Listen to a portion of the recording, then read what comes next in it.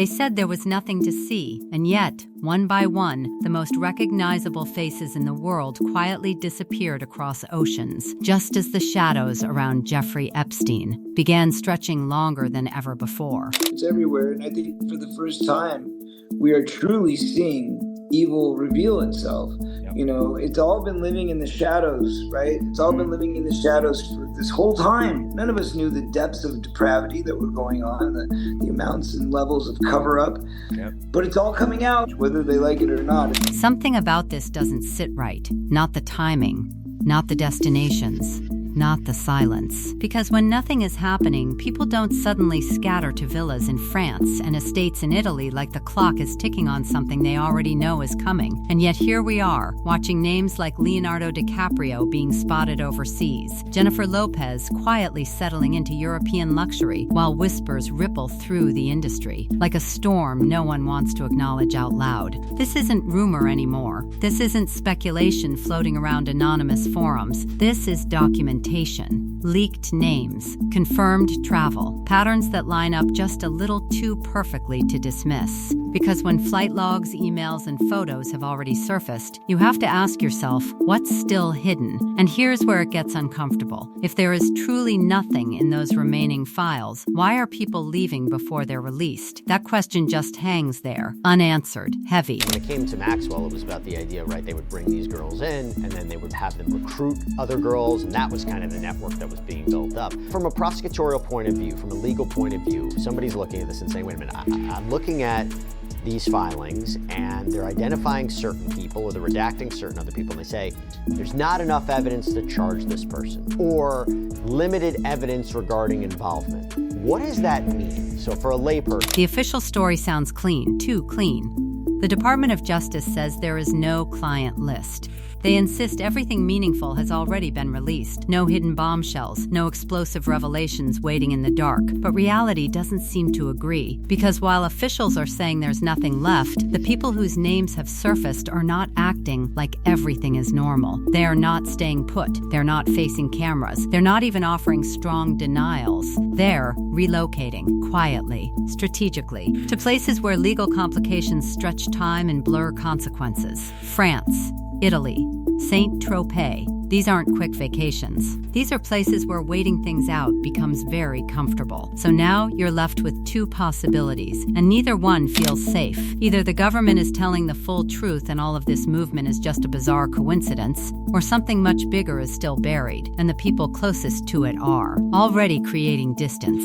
And here's the thing that makes it impossible to ignore. The documents we have seen are real. Flight logs, names, dates, connections that can't be shrugged off as coincidence. Like the record showing Donald Trump appearing on Epstein's flight manifests multiple times in the 1990s. No charges, no formal accusations tied to that travel. But the documentation exists, it's there, it's undeniable. And then there are the emails, invitations sent years after Epstein was already exposed. Powerful individuals continuing to engage, as if nothing had changed, as if the warning signs weren't loud enough. So the real tension isn't about what we know, it's about what we don't. We've seen dozens of new photos we haven't seen before of Epstein and Ghislaine Maxwell with very high-profile people, celebrities, people like Mick Jagger and Michael Jackson, like you showed, also like British royalty and actors. All of that we sort of knew was happening. I want to highlight specifically two for the public interest, and that is President Clinton and Because now the contradictions are stacking up so fast they're starting to collapse into each other. The DOJ says there's no client list. Victims insist there is. Politicians who once demanded full transparency are suddenly cautious, even hesitant. And the celebrities whose names appear in these documents, they're not standing still, they're moving. That's the part no one can smooth over. Movement always means something. Either it's fear or it's preparation. And when you zoom out, the situation starts to feel less like scattered incidents and more like a coordinated silence, like pieces of a puzzle that don't want to be assembled. Then suddenly, another layer, a discharge petition, a political mechanism that could force the release of everything still hidden, every document, every name, every detail that hasn't seen daylight yet. And there's a number attached to it. That's all it takes to trigger a full reveal. And the closer that number gets, the more restless everything feels. It didn't last very long, the whole entire procedure. It was disgusting. He wasn't mean or anything, but he got up and he said thanks and walked out, and I sat there in bed just horrified and ashamed. It was a wicked time in my life. It was a really scary time in my life.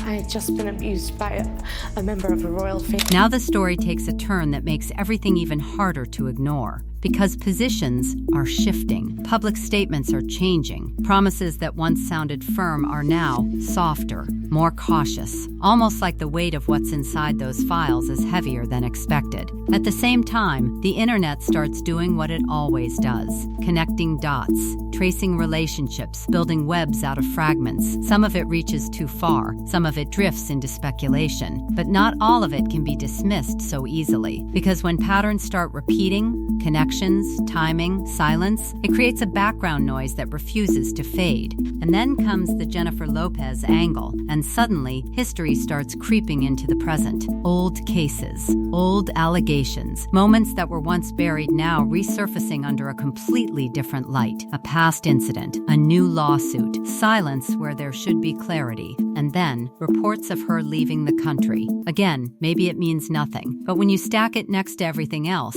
it stops feeling like nothing. It starts feeling like pressure. Pressure building quietly beneath the surface, waiting for something to crack. And that's where things get dangerous. Not legally, not yet, but perceptually. Because in a story like this, perception moves faster than truth. And once it takes hold, it doesn't let go easily. So now everything is suspended in this strange, uneasy state. Files still locked away, names already exposed, people already gone, and a system that, piece by piece, is starting to look like it knew far more, far earlier than anyone wants to admit. And the question isn't just what's coming next, it's who already knows. And just when it feels like the story has already crossed every possible line, it quietly slips into something even darker, something deeper, something that doesn't just question individuals, but the entire system that allowed all of this to exist in the first place. We have a congressional act now to requiring the release, but they're going to say, you know subject what? To Tom redaction. Hanks, it's unfair that he was mentioned because he was eating Skittles. Subject to redaction. Subject to redaction. And we all know what that means. That's to protect. That's why I'm saying you will never be satisfied with what's released. Because now the fallout is no longer contained to celebrities slipping into European villas and pretending distance equals innocence. Now it's hitting institutions, real ones, established ones, the kind that don't collapse overnight, but when they crack,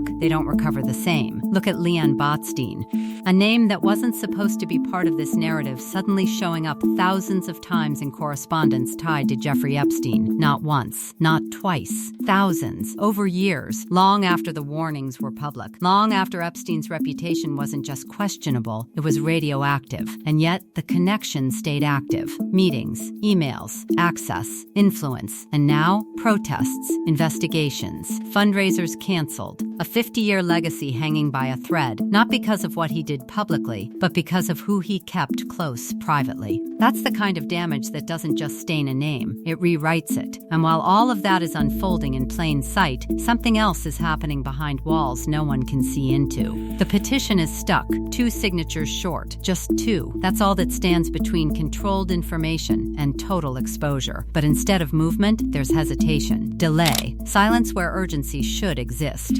And that silence starts to feel intentional. Because while everyone is watching who left the country, a more uncomfortable question is quietly rising underneath it all. Who knew? And when did they know it? And why did nothing happen when it could have? That's when the timeline shifts backward, way back, to 1996, to a voice that tried to speak before any of these names were ever connected. Maria Farmer walked into the system with warnings. Detailed warnings, specific warnings. She didn't whisper, she didn't hesitate, she handed it over. And what happened? Nothing.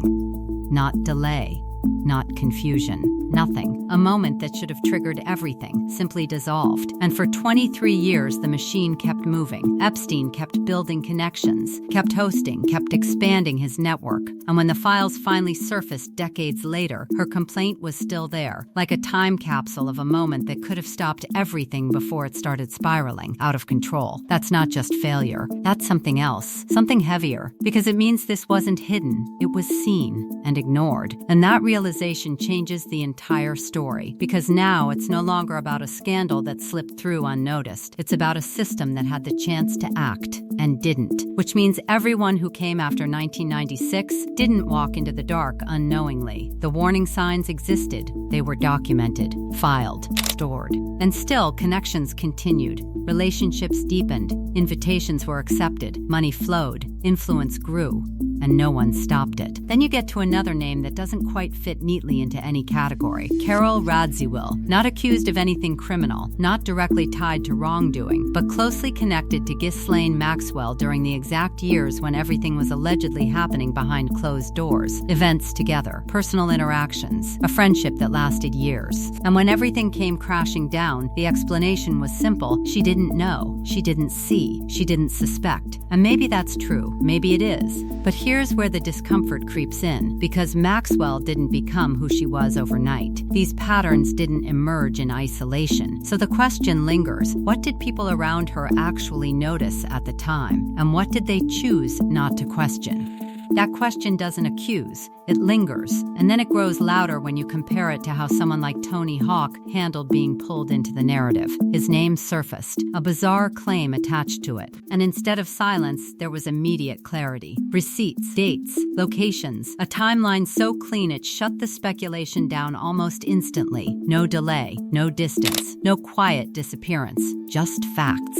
And that contrast, it matters, because it shows how different silence can look depending on what's behind it. Now shift the focus again, because just when the story feels like it's circling the same questions, it suddenly opens another door.